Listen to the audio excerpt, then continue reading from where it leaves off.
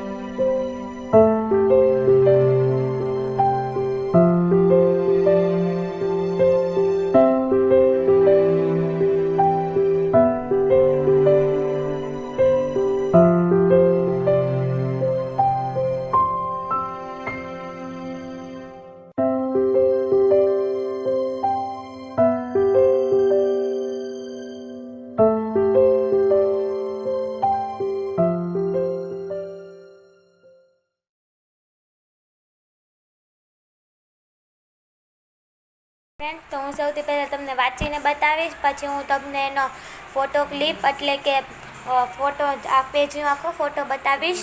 તો ચાલો હું તમને વાંચીને બતાવું. મને અમારું રાજ્ય ગુજરાત પર ગર્વ છે.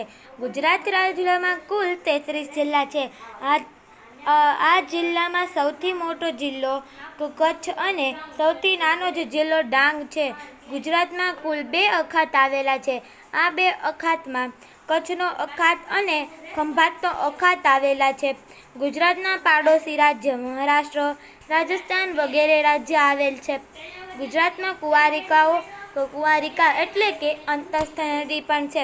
અંતસ્થ નદી એટલે જે નદી સાગરને મળવાને બદલે રણમાં સમાઈ જાય તેને અંતસ્થ નદી કહે છે. તો તમારા મનમાં સવાલ આવતો હશે કે આ જે નદી છે તે ક્યાં સમાય છે? તો તે આ નદી કચ્છના નાના રણમાં સમાય છે. અને આ નદીઓના નામ છે સરસ્વતી, બનાસ અને રૂપેણ. ગુજરાતનો સૌથી મોટો પર્વત ગિરનાર છે. ગુજરાતમાં નર્મદા નદી વહે છે.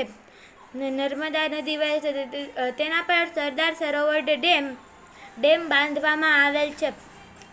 તો આ હતી મારા વિશે ગુજરાતની નાની એવી ઇન્ફોર્મેશન હતી. ગુજરાતમાં જે સુરત જિલ્લો છે તો ત્યાં હીરા ઉદ્યોગ ખૂબ જ પ્રસિદ્ધ છે. એટલે કે ગુજરાતમાં હીરા ઉદ્યોગ ખૂબ જ પ્રસિદ્ધ છે.